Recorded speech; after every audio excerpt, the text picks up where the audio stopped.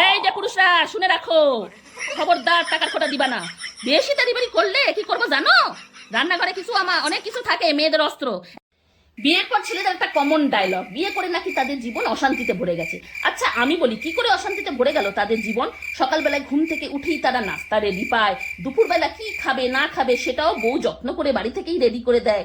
তারপর সন্ধ্যার সময় আপনারা যখন কাজ শেষ করে বাড়িতে আসবেন, আপনারা যখন ফোন করে বলে দেন আপনারা আসতেছেন, তখন আপনাদের জন্য সুন্দর করে পরিপাটি করে ঘরদোর গুছিয়ে রাখি, কেন মহারাজা আসবেন। তারপর আপনি রাতে কি খাবেন সেটা জিজ্ঞাসা করে তারপর টাটকা টাটকা খাবার রেডি করে দিই। আবার তারপর রাতের বেলায় আপনি যখন ঘুমোতে যাবেন, আপনারা যে বিছানায় সুন্দর করে ঝাড়ু দিয়ে পরিষ্কার করে একেবারে গুছিয়ে আপনাকে ঘুমানোর জন্য রেডি করে দেয়, কে দেয়? এই বউরাই দেয়।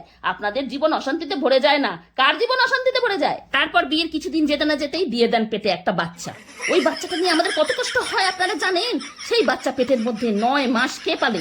আপনি বলেন? আপনারা তো খুব ফুর্তিতে বাচ্চাটা দিয়ে দিয়েছেন, কিন্তু সেই বাচ্চা আমরা পেটের মধ্যে 9 মাস পালি।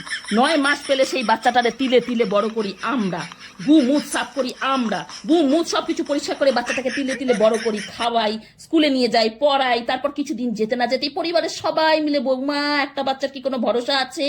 আর একটা বাচ্চা নাও। তারপরে আর একটা বাচ্চা হয়, আমাদের জীবন হয়ে যায় একেবারে তেনা তেনা। তারপরে হচ্ছে ওই বাচ্চা পেটে আসে, বমি করি আমি, সিজারে কষ্ট ভোগ করি আমি, সব কিছু ভোগ করি মেয়েরা। আর ছেলেরা বলে কি না তাদের জীবন বিষাক্ত হয়ে গেছে, তাদের জীবন নষ্ট হয়ে গেছে। আহা, তোমরা কি করো? ও এখন তোমার খোটা দিবা? কিছু বললেই তো পুরুষদের একটাই ডায়লগ, টাকা তো কামাই করা লাগে না, টাকা কামাই করলে বুঝতা কত কষ্ট, ঘরে বসে খাও তো বুঝতে পারো না।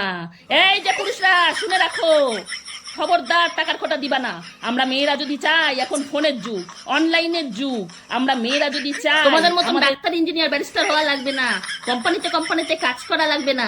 আমরা ঘরে বসে এই রান্না দিয়ে আমরা ইউটিউব ফেসবুক থেকে লক্ষ লক্ষ টাকা চাইলেই কামাই করতে পারি। এত মনে করো নেওয়া ঠিক না, এত ভাব নিতে যাবা না, ঠিক আছে? জীবনে কোনোদিন কেউ আর বলবা না জীবনে বিয়ে করে ঝালাফালা হয়ে গেছে। তোমরা বিয়ের পরেই তোমাদের জীবন শোধরায়, বিয়ের পরেই তোমরা ভালো হও, বিয়ের পরেই তোমরা সাশ্রয়ী হও, বুঝতে পেরেছো? বেশি তাড়িবাড়ি করলে কি করবো জানো? রান্নাঘরে কিছু অনেক কিছু থাকে, মেয়েদের অস্ত্র। একেবারে ব্রেনে ভেঙে মাথার খুলিয়ে একদম চাগায় দেবো। বিয়ের পরে ডায়লগ বাজি বিষাক্ত হয়ে গেছে, রান্নাবাড়ি করতে জানে না, ছেলে পুলে পালতে জানে না, তারাও বিষাক্ত বেশি ডায়লগ আমারে দেখাচ্ছে, সব কিছু করবো আমি, আমার ডায়লগ বাজি শুনবো, দেখাইতেছে। বন্ধুরা, শ্বশুর বাড়িতে রানী হয়ে থাকার কিছু টিপস।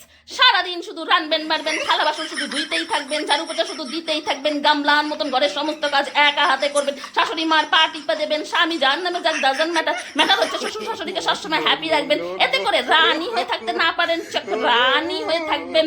কেমন লাগলো? এটাই হচ্ছে শ্বশুর বাড়িতে রানী হয়ে থাকার কিছু টিপস।